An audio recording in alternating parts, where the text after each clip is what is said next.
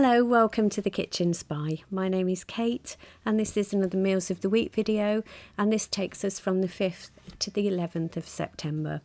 I hope that you are all safe and well and that you've had some really good food to eat this week and that you've had a good week and you're well and happy.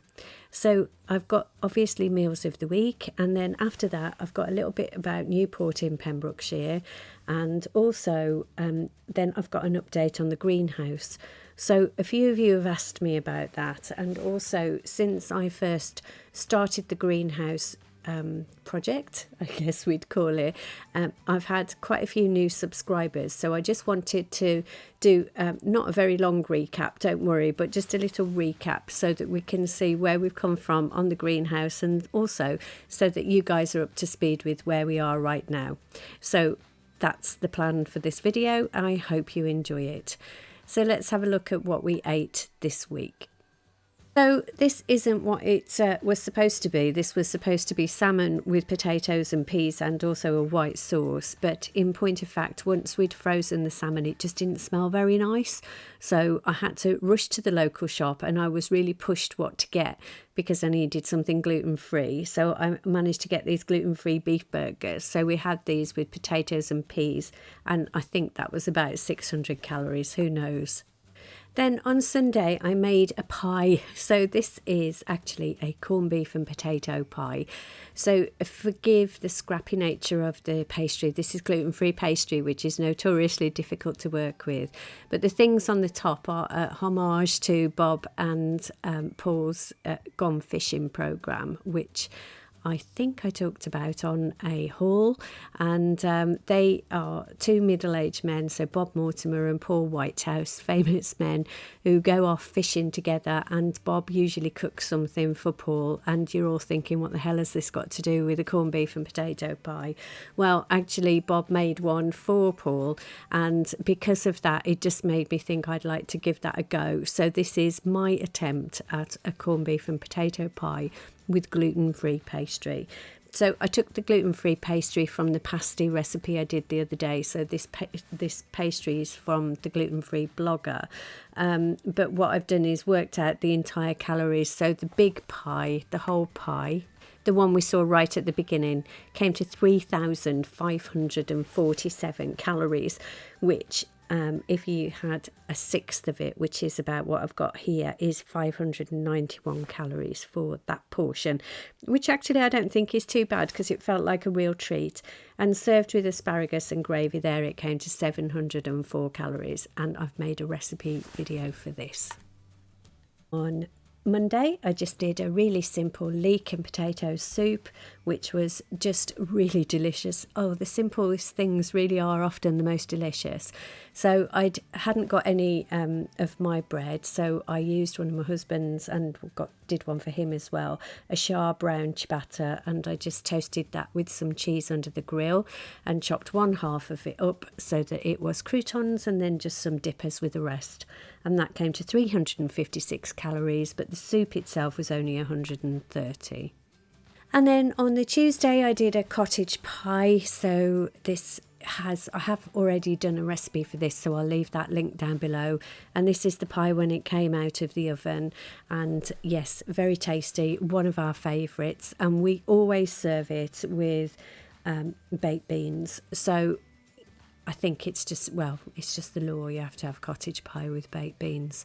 So here it is, all served with baked beans. I know quite a lot of people find it funny that we have beans. I think a lot of people in the States find it weird that we have beans in this way, but anyway, we like it. And it is 420 calories for this plate of food, and that pie made 4 portions. So we ate 2 and we've popped 2 in the freezer, and it does freeze very well, but it's better if you reheat it in the oven rather than in the microwave. And then on Wednesday I just did a really simple spicy tomato and chicken pasta. So this is basically just a kind of, well, as the description said, just a spicy chicken tomato sauce, and I've just served it with pasta mixed through with the pasta, and then with some parmesan shavings on top, and that was 457 calories, and there was enough left over, and I had some for my lunch the next day as well, so equally delicious. And then on Thursday, I had a freezer stash, which was the roasted tomato and chickpea, roasted onion, tomato and chickpea curry that I've done. So I'll leave a link for that down below. This is a really lovely curry, and it really freezes well as well. And I served it here with some Caribbean rice, the Tilda Caribbean rice, which was very nice. So I got that when I went to Aldi, and that was in the middle aisle. So I don't know how much it is normally, but it was really nice. So I served that with the rice and the poppadoms, and that came to 421 calories and really delicious. And that was our vegetarian meal for this week. Finally, on Friday, we just had salmon and a warm potato salad. So this is what last Saturday was supposed to look like, and ended up looking like burgers and peas with some potatoes. Anyway, so this is a warm potato salad, as I said, and a slice of salmon. And this came to 505 calories. And this is one of our favourite meals. And that warm potato salad is just so delicious and so simple. Anyway, so if you are leaving at this point, thanks very much for watching. I really appreciate it. And if you're staying on, I've just got a little bit of Newport and the surrounding areas. So yes, Newport, Pembrokeshire, of course, not Newport in Gwent.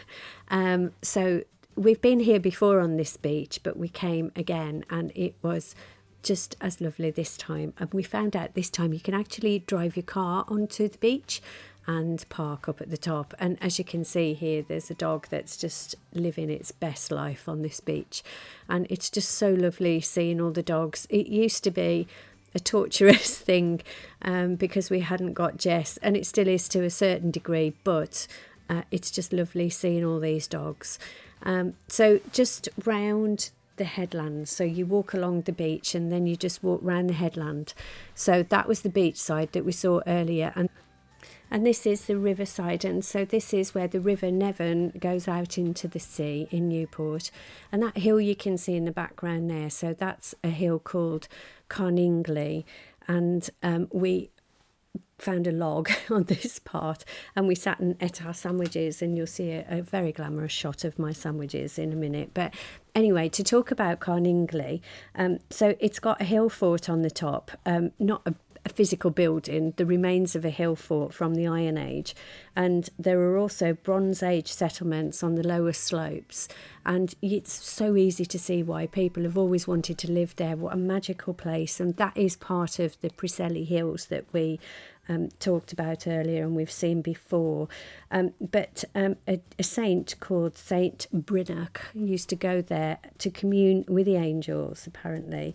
And there are discussions about whether actually Carningli means the rocky summit of the angels, but that is not universally agreed, but I like it, so that's what I'm telling you, the rocky summit of the angels. So never let the truth get in the way of a good story. So yes, here's a update on the greenhouse. So I just wanted to remind you all what the greenhouse was like at the beginning of lockdown. So this photograph was taken just quite by accident, really, right at the beginning of the year, so in about early February, and we had no idea what the hell was going to come and like smack us in the face with the whole pandemic thing. And I just took a photo of it because I just thought it looked really rustic and things, and it was there was even thoughts in our minds about whether we might demolish the greenhouse or take it out because we just didn't use it. It was such a mess. There was an old little kitchen table, as you can see at the back of it, and the whole thing was just a wreck. Anyway, then obviously the awful pandemic happened, and we decided we would try to renovate it. So this is what it looked like when we very first started to work on it. There was a tree growing through it, as you can see, and there were lots of broken panes of glass, lots of missing panes of glass, and the whole thing just was disgusting, and it got this kind of sleeping beauty like creeper growing through it, and there were old tools in it that the previous occupants had just left round, so it was in a right mess. And this must have been like just the back end of March, I guess, when we'd been locked down, and it was the weirdest thing seeing this thing in such a mess.